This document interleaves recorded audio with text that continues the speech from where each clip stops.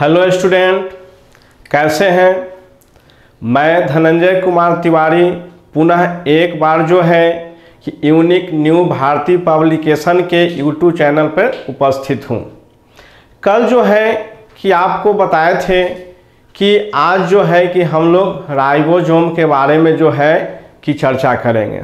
तो राइबोसोम को लेकर के जो है कि हम आपके सामने उपस्थित हैं, इसको देखेंगे। तो ये राइबोसोम या इसको जो है कि हम लोग राइबोसोम भी बोलते हैं। तो राइबोसोम या राइबोसोम, तो ये हम लोग जो देख रहे हैं ये राइबोसोम का पिक्चर ये है। तो राइबोसोम जो होता है यह जंतु कोशिका और पौधा कोशिका दोनों में पाया जाता है। तो राइबोसोम कहाँ पाया जाता है? तो जंतु कोशिका में भी पाया जाता है और पौधा कोशिका में भी पाया जाता है, लेकिन यह स्तनधारी के लाल रक्त कण में जो है कि नहीं पाया जाता है। तो पहले चीज को हम लोग ध्यान देंगे कि राइबोसोम पाया जाता है कहाँ पाया जाता है? जंतु कोशिका में और पौधा कोशिका दोनों में पाया जाता है, लेकिन स्तनधारी के लाल रक्त कण में नहीं पाया जाता है। राइबोसोम जो है कि यूकैरियोटिक में पाया जाता है और प्रोकैरियोटिक कोशिका में भी पाया जाता है। राइबोसोम के बारे में सबसे पहले जो बतलाने वाले वैज्ञानिक थे, राइबोसोम जंतु कोशिका तथा पौधा कोशिका दोनों में पाया जाता है, स्तनधारी के लाल रक्त कण में नहीं पाया जाता है। राइबोसोम को सर्वप्रथम 1953 ईस्वी में रॉबिन्स तथा ब्राउन नामक वैज्ञानिक ने सर्वप्रथम कौन देखे थे? तो रॉबिन्स तथा ब्राउन नामक वैज्ञानिक ने जो है कि 1953 ईस्वी में देखे थे। इसके बाद जो है कि प्लाडे दूसरे वैज्ञानिक आए जिनका नाम था प्लाडे। तो प्लाडे नामक वैज्ञानिक ने जो है कि राइबोसोम के बारे में बतलाए थे और इन्होंने जो है कि राइबोसोम को देखे थे। तो राइबोसोम की खोज प्लाडे नामक वैज्ञानिक ने 1955 में किए थे। तो 1953 में कौन किए थे? तो रॉबिन्स तथा ब्राउन। 1955 में कौन किए थे? तो प्लाडे। इस चीज को ध्यान में रखेंगे कि प्लाडे और रॉबिन्स। तो सबसे पहले जो है कि राइबोसोम के बारे में कौन बताए थे? तो रॉबिन्स और ब्राउन। उसके बाद कौन बताया? प्लाडे। रॉबिन्स ने जो है कि कब बताए थे? तो 1953 में बताए थे। और प्लाडे कब बताए थे? तो 1955 में बताए थे। और इस खोज के लिए जो है कि प्लाडे को नोबेल पुरस्कार दिया गया। कब दिया गया था? तो 1974 ईस्वी में। प्लाडे को नोबेल पुरस्कार कब मिला था? तो 1974 ईस्वी में मिला था। प्लाडे को नोबेल पुरस्कार किस उपलक्ष्य में मिला था? तो राइबोसोम के खोज के लिए जो है कि इन्हें 1974 ईस्वी में नोबेल पुरस्कार से जो है कि सम्मानित किया गया था।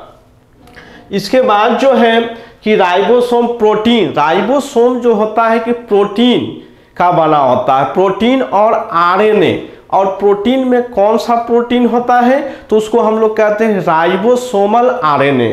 तो ये जो है कि राइबोसोम प्रोटीन तथा आरएनए। तो आरएनए में कौन सा आरएनए? तो राइबोसोमल आरएनए का बना होता है। तो राइबोसोमल आरएनए और प्रोटीन दोनों से बने होने के कारण जो है कि राइबोसोम को जो है कि राइबोन्यूक्लियो प्रोटीन के नाम से भी जाना जाता है।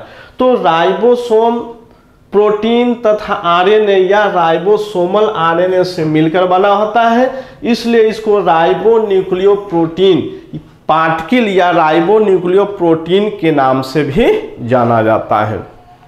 तो राइबोसोम का नाम जो है कि राइबोन्यूक्लियो प्रोटीन क्यों रखा गया? क्योंकि राइबोसोम जो है कि किससे बना होता है? तो आरएनए। आरएनए में कौन सा आरएनए? तो राइबोसोमल आरएनए से और प्रोटीन से मिलकर बना होता है। ये आरएनए जो होता है ये आरएनए, तो आरएनए का पूरा नाम राइबोन्यूक्लिक एसिड, राइबोन्यूक्लिक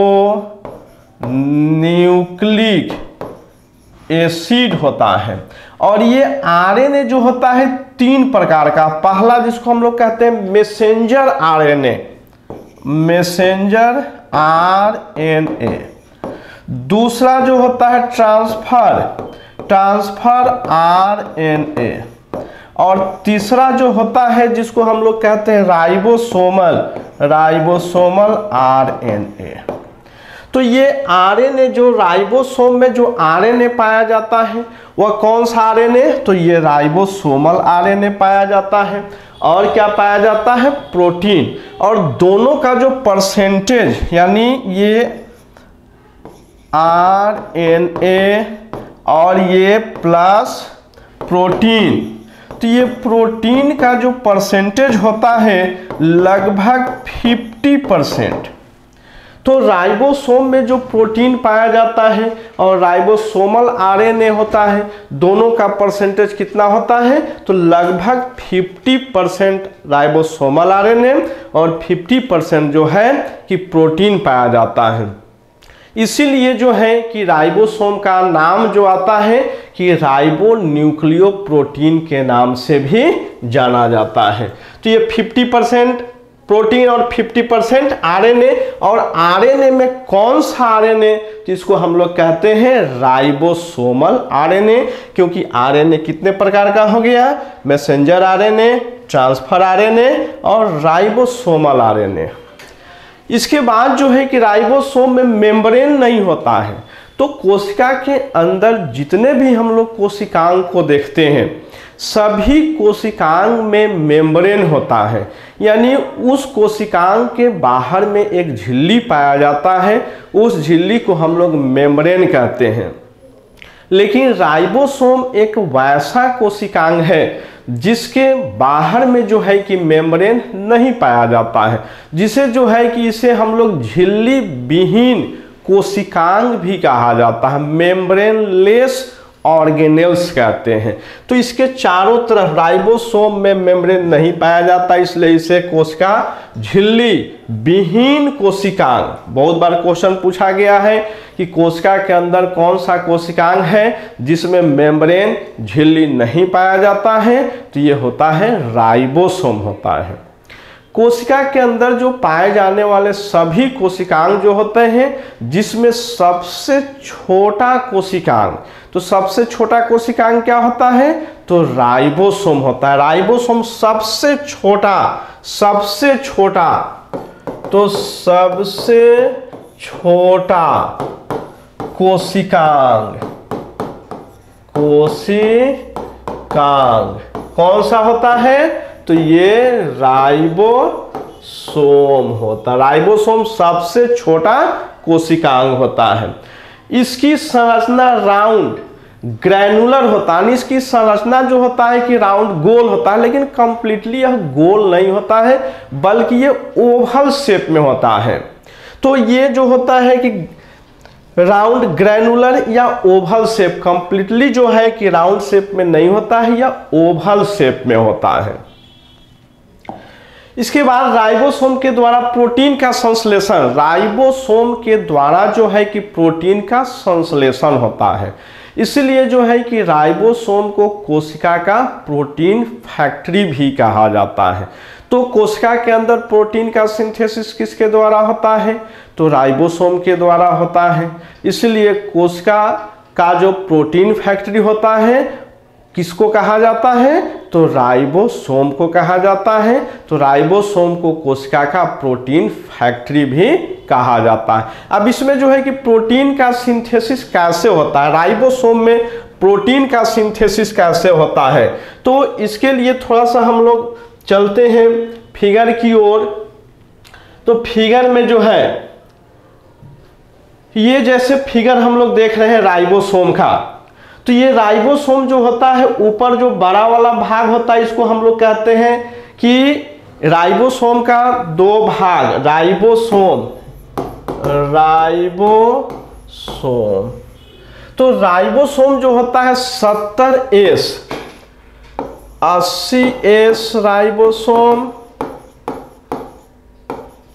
और 70S ribosome. Ribosome, 70S ribosome और 80S राइबोसोम। तो बड़े वाले को जो है कि हम लोग 80S राइबोसोम, तो ये हो गया 80S राइबोसोम, और ये जो होता है वह 70S राइबोसोम होता है। तो जब प्रोटीन का सिंथेसिस होता है तो प्रोटीन सिंथेसिस के समय जो है कि ये बड़ा वाला और ये छोटा वाला नहीं 80S और 70S के बीच में जो है कि मैसेंजर आरएनए उत्पन्न हो जाता है। मैसेंजर आरएनए हम लोग जानते हैं कि आरएनए का 3 भाग होता है, 3 प्रकार होता है, जिसको हम लोग कहते हैं मैसेंजर आरएनए, ट्रांसफर आरएनए और राइबोसोमल आरएनए। तो ये मैसेंजर आरएनए जो है कि दोनों राइबोसोम के बीच में आ जाता है और इसके चारों तरफ जो है कि एमिनो एसिड पाया जाता है। चारों तरफ क्या होता है? एमिनो एसिड पाया जाता है और ये एमिनो एसिड को जो है कि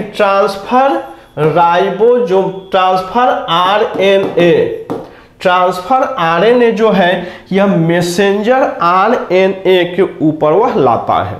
तो ये ट्रांसफर आरएनए का काम क्या होता है कि जो 80S राइबोसोम के ऊपर जो है कि 70S और 80S, तो 70S यहाँ पर थोड़ा सा जो है कि मिस्टेक हो रहा है कि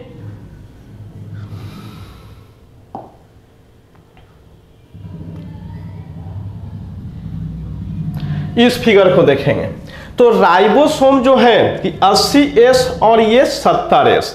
80S राइबोसोम जो है कि यूकैरियोटिक कोशिका, यूकैरियोटिक सेल्स में पाया जाता है और ये जो होता है प्रोकैरियोटिक सेल्स। तो 80S राइबोसोम का 2 भाग हो गया, 80S और 70S। तो 80S राइबोसोम जो होता है कि यूकैरियोटिक कोशिका में पाया जाता है और 70S राइबोसोम प्रोकैरियोटिक में पाया जाता है। 80S राइबोसोम का 2 पार्ट्स हो गया, 60S और 40S। तो जैसे जो है कि ये हो गया 60S और ये हो गया 40S यहां नाम दिया गया है। तो ये दोनों राइबोसोम जब प्रोटीन का सिंथेसिस होता है तो 60S और 40S राइबोसोम के बीच में जो है कि मैसेंजर आरएनए का लेयर आ जाता है और ये जो है कि ट्रांसफर आरएनए इसके चारों तरफ जो है कि एमिनो एसिड होता है यह, और एमिनो एसिड जो होता है कि ट्रांसफर आरएनए मैसेंजर आरएनए के संपर्क में लाता है। क्या करता है? तो ट्रांसफर आरएनए जो है कि मैसेंजर आरएनए के संपर्क में लाता है और एक तरह से जो है कि ये लॉन्ग चेन, क्या है ये? तो लॉन्ग चेन बनाता है और लॉन्ग चेन को जो है कि हम लोग पॉलीपेप्टाइड चेन भी कहते हैं। पॉलीपेप्टाइड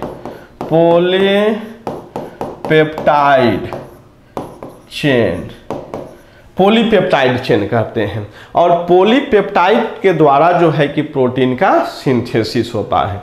तो प्रोटीन का सिंथेसिस कहाँ होता है? तो राइबोसोम के द्वारा। सिर्फ यही क्वेश्चन पूछा जाएगा कि कोशिका के अंदर कौन सा कोशिकांग है जिसके द्वारा जो है कि प्रोटीन का सिंथेसिस होता है? तो राइबोसोम के द्वारा होता है। इसलिए राइबोसोम को कोशिका का प्रोटीन फैक्ट्री कहा जाता है। तो प्रोटीन फैक्ट्री किसे कहते हैं? राइबोसोम को कहते हैं। राइबोसोम के द्वारा प्रोटीन का सिंथेसिस कैसे होता है? तो राइबोसोम 2 प्रकार का, 80S 70S। 80S प्रोकैरियोटिक में, 80S यूकैरियोटिक में, 70S प्रोकैरियोटिक में पाया जाता है। 80S का 2 भाग 60 और 40 होता है। S क्या होता है? तो S इकाई होता है जिसको एस्वेटबर्ग एसभेडबर्ग,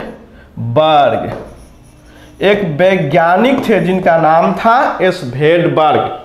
तो एसभेडबर्ग वैज्ञानिक के नाम पर ही जो है कि इसका इकाई रखा गया है 60s और 40s। ये जो होता है कि 12 सब इकाई होता है और इसमें जो है कि 50s बड़ा होता है।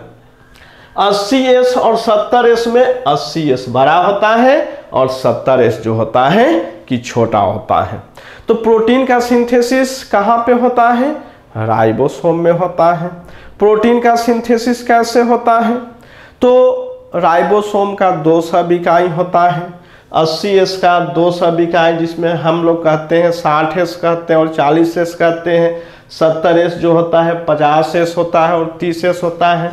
तो दोनों राइबोसोम के बीच में जो है कि मैसेंजर आरएनए आ जाता है और मैसेंजर आरएनए और इसके चारों तरफ जो है कि एमिनो एसिड होता है। एमिनो एसिड को लाने का काम कौन करता है? तो ट्रांसफर आरएनए। जब यहाँ पर मैसेंजर आरएनए पे ट्रांसफर आरएनए के द्वारा एमिनो एसिड आता है तो एक लॉन्ग चेन बनाता है और लॉन्ग चेन को हम लोग कहते हैं पॉलीपेप्टाइड चेन कहते हैं। और पॉलीपेप्टाइड बनने के बाद जो है कि प्रोटीन का सिंथेसिस होता है। इसीलिए कहा जाता है कि राइबोसोम के द्वारा प्रोटीन का सिंथेसिस होता है। ये इसके बाद जो है कि हम लोग अपने पुनः क्वेश्चन पे आते हैं। तो यहाँ क्वेश्चन था कि राइबोसोम के द्वारा प्रोटीन का संश्लेषण होता है, इसलिए इसे कोशिका का प्रोटीन फैक्ट्री कहा जाता है। तो प्रोटीन फैक्ट्री क्यों कहते हैं? क्योंकि राइबोसोम के द्वारा प्रोटीन का सिंथेसिस होता है। कैसे सिंथेसिस होता है उसके बारे में भी हम लोग देख चुके हैं। राइबोसोम का सिंथेसिस केंद्रक के अंदर केंद्रिका द्रव। अब ये राइबोसोम का निर्माण कहाँ होता है? तो राइबोसोम के अंदर केंद्रक के अंदर केंद्रिका या केंद्रक द्रव, केंद्रिका या केंद्रक द्रव। तो यदि केंद्रिका नहीं है तो हम लोग केंद्रक द्रव में भी जो है कि टिक कर सकते हैं। तो राइबोसोम का सिंथेसिस, राइबोसोम का निर्माण कहाँ होता है? तो केंद्रक में होता है। यदि केंद्रक नहीं है तो हम लोग केंद्रक द्रव न्यूक्लियोप्लाज्म पे जो है कि टिक करेंगे। हम लोग जानते हैं कि एंजाइम प्रोटीन, अब ये जो है कि राइबोसोम के द्वारा जो है कि प्रोटीन का सिंथेसिस होता है। और हम लोग ये जानते हैं कि हमारे बॉडी में जो डाइजेस्टिव जूस होता है जिसको पाचक रस कहते हैं और हार्मोन होता है, तो जितने भी हार्मोन और पाचक रस होता है ये सब किस गुण का होता है? तो प्रोटीन गुण का होता है। तो प्रोटीन गुण का होने के कारण जो है कि उस ग्रंथि में यानी पाचक ग्रंथि में और जिस ग्रंथि के द्वारा हार्मोन का स्राव होता है उस ग्रंथि में जो है कि राइबोसोम अधिक मात्रा में पाया जाता है। तो राइबोसोम सबसे अधिक हमारे शरीर में कहाँ पाया जाता है? तो पाचक ग्रंथि में हो जाएगा, पाचक ग्रंथि की कोशिका में हो जाएगा या अंतःस्रावी ग्रंथि की कोशिका में। क्योंकि हम लोग जानते हैं कि पाचक ग्रंथि के द्वारा पाचक रस का स्राव होता है और पाचक रस किस गुण का होता है? प्रोटीन गुण का होता है। हार्मोन किस गुण का होता है? प्रोटीन गुण का होता है। इसीलिए हार्मोन का सेक्रेशन या पाचक रस का सेक्रेशन सेक्रेट्स करने में जो है कि राइबोसोम की भूमिका अधिक होती है। इसलिए पाचक ग्रंथि और अंतःस्रावी ग्रंथि की कोशिका में राइबोसोम अधिक मात्रा में पाया जाता है। तो डाइजेस्टिव ग्लैंड से होता है, इसलिए पाचक ग्रंथि की कोशिका में राइबोसोम अधिक मात्रा में पाया जाता है। हार्मोन भी प्रोटीन होता है, हार्मोन का स्राव अंतःस्रावी ग्रंथि के द्वारा होता है, इसलिए अंतःस्रावी ग्रंथि की कोशिका में राइबोसोम अधिक मात्रा में पाया जाता है। ये हम लोग देख चुके हैं। प्रोटीन सिंथेसिस में मैसेंजर आरएनए ट्रांसफर आरएनए जो बताए हैं, तो प्रोटीन सिंथेसिस में जो है कि मैसेंजर आरएनए के ऊपर मैसेंजर आरएनए दोनों राइबोसोम के बीच में आ जाता है और ये जो है कि ट्रांसफर आरएनए मैसेंजर आरएनए के ऊपर जो है कि एमिनो एसिड लाने का काम करता है और इसके फलस्वरूप जो है कि पॉलीपेप्टाइड चेन बनता है और पॉलीपेप्टाइड के बाद जो है कि प्रोटीन का सिंथेसिस होता है। लॉन्ग चेन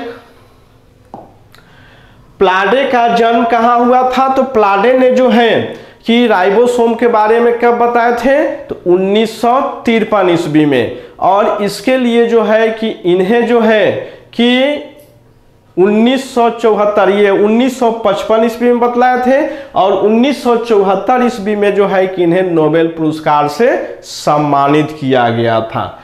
राइबोसोम कोशिका के अंदर पाए जाने वाला सबसे छोटा कोशिकांग होता है। यह कौन बताए थे? तो प्लाडे नामक वैज्ञानिक ने बतलाए थे। तो सबसे छोटा कोशिकांग कौन होता है? तो ये राइबोसोम होता है ये। और ये कौन बताए थे? तो प्लाडे नामक वैज्ञानिक ने बतलाए थे। राइबोसोम कहाँ कहाँ पाया जाता है? तो इसके बारे में भी हम लोग चर्चा किए थे कि राइबोसोम जो है कि कोशिका के अंदर 4 कोशिकांग होते हैं जहाँ पे जो है कि ये राइबोसोम पाया जाता है। तो कहाँ कहाँ पाया जाता है? तो माइटोकॉन्ड्रिया में पाया जाता है। और कहाँ पाया जाता है? तो केंद्रक द्रव में पाया जाता है। और कहाँ होता है? तो ईपीआर इंडोप्लाज्मिक रेटिकुलम के ऊपर पाया जाता है। और कहाँ होता है? तो लवक प्लास्टिड्स में पाया जाता है। प्लास्टिड्स यानी लवक जो होता है यह जंतु कोशिका में नहीं पाया जाता है, यह पौधा कोशिका में जो है कि पाया जाता है। तो राइबोसोम माइटोकॉन्ड्रिया, अंतःप्रद्रव जालिका, केंद्रक तथा हरित लवक में पाया जाता है। हरित लवक पौधा कोशिका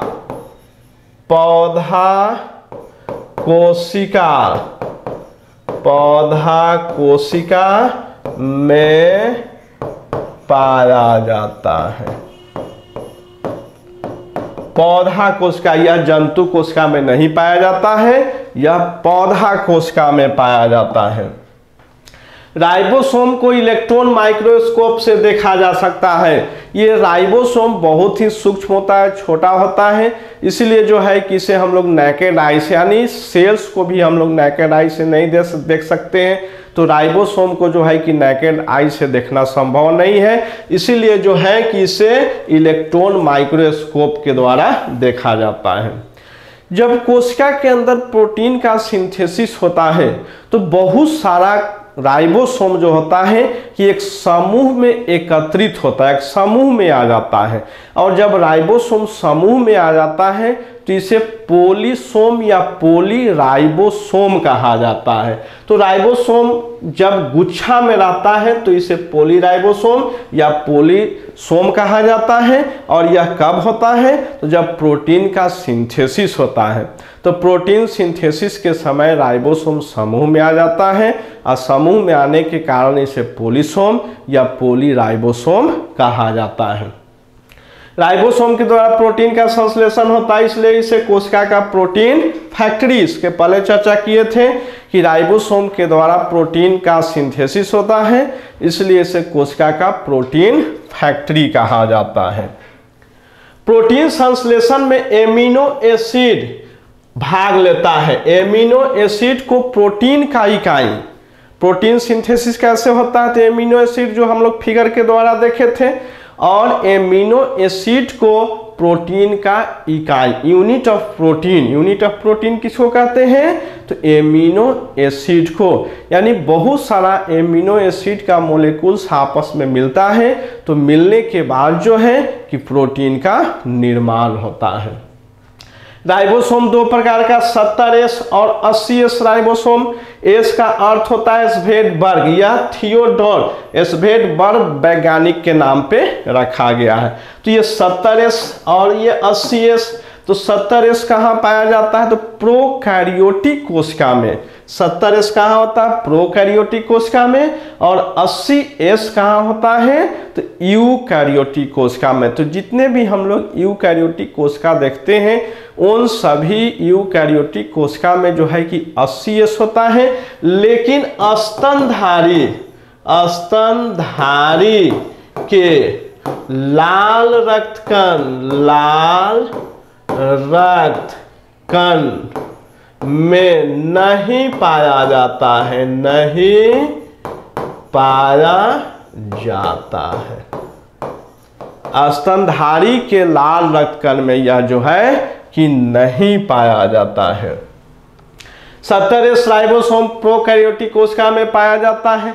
70S का 2 सब इकाई, इसके पहले हम लोग देखे थे कि 70S का 2 सब इकाई होता है, जिसे हम लोग 50S और 30S के नाम से जानते हैं। 50S सब इकाई जो होता है 30S से बड़ा होता है यह। तो 50S और 30S जो है कि आपस में एक दूसरे से जुड़ा रहता है। तो कैसे जुड़ा रहता है?